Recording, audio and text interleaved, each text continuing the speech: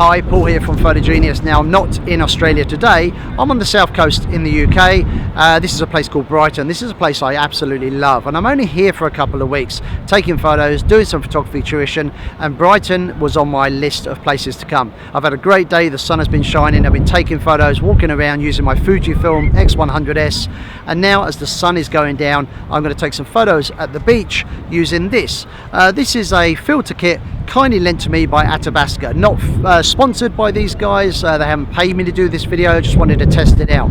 Now, it's a bit windy, the camera may be jittering about a bit as a result of the wind, but apart from that, the conditions are great. Sun is going down, going to have some fun. Let's put these to the test and see what they're like.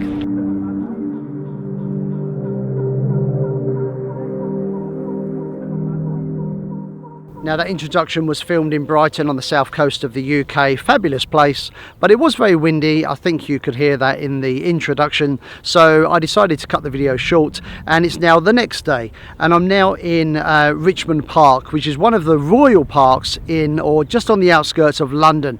An absolutely beautiful place. It's huge.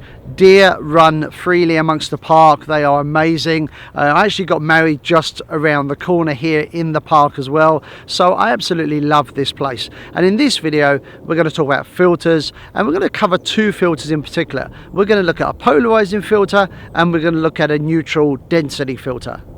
Now, the filter kit I've been using is made by a company called Athabasca. This is their starter kit, and inside here you get a filter holder. I've already attached the polarizing filter to the holder, and this you screw onto the front of the lens. And if this doesn't fit your lens, then you use one of the adapters. So you get some adapters in the kit anyway, but I'm sure you can buy additional ones to fit. So first, let's start by talking about the polarizing filter. Now, if you own a pair of polarized sunglasses, you're already going to have an idea of what a polarizing filter can do for our images.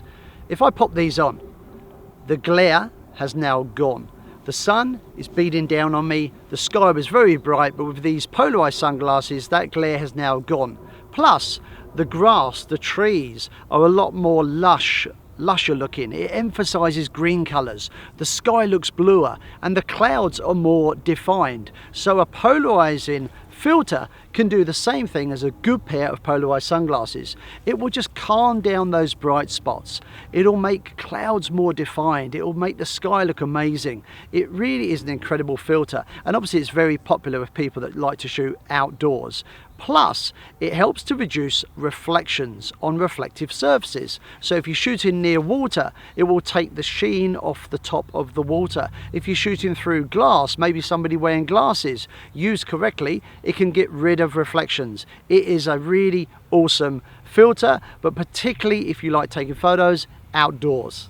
Now, when I was in Brighton, one of the things I wanted to photograph was the old pier. The pier was built in 1866, it closed down in 1975, and sadly in 2003 a fire gutted it. Not much remains now, but it's still a bit of an iconic landmark on the Brighton seafront. So I wanted to get some photographs of this. Now, the interesting thing with a polarizing filter is the effect that you get is determined by the position of the sun. Now, we can't move the sun to suit us, but what we can do is adjust the filter. So with polarizing filters, you need to rotate it to get the best effect.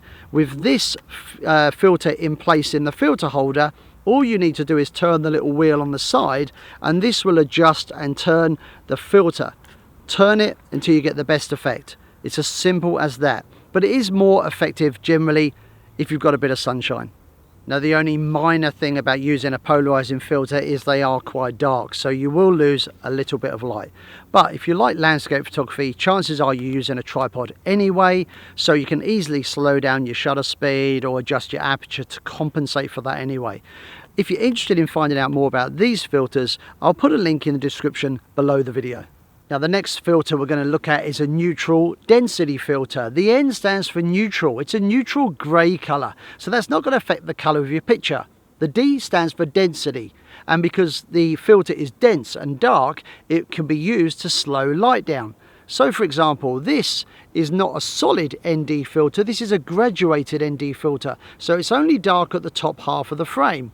Now, when you're doing landscape photography, usually the sky at the top half of your frame is a lot brighter than the foreground. So using the ND filter, what we can do is slide it into the filter holder, move it up and down to adjust, and it will slow the light down at the top half of your frame. So you'll get a nicer bluer sky, maybe more cloud details, but it won't underexpose the bottom half of the frame.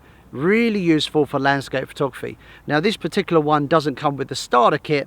Athabasca kindly lent me this to try it as well, and this is made of high quality glass, so really good. I put this to the test at Brighton on the beach, but I'm also going to put it to the test now here in Richmond Park. Now I've attached the polarizing filter to the front of the camera, so you may notice in this part of the video the sky looking a little bit bluer. Now if you want to find out more about this filter kit, I've put some information in the description below the video, so make sure you check that out. Now if you've enjoyed this video and learned heaps about filters, please, you know what to do. Give me a thumbs up, consider subscribing to this channel, and of course you can leave your comments and suggestions down below. From beautiful Richmond Park, it's time to say goodbye, and I hope to see you again soon. See ya.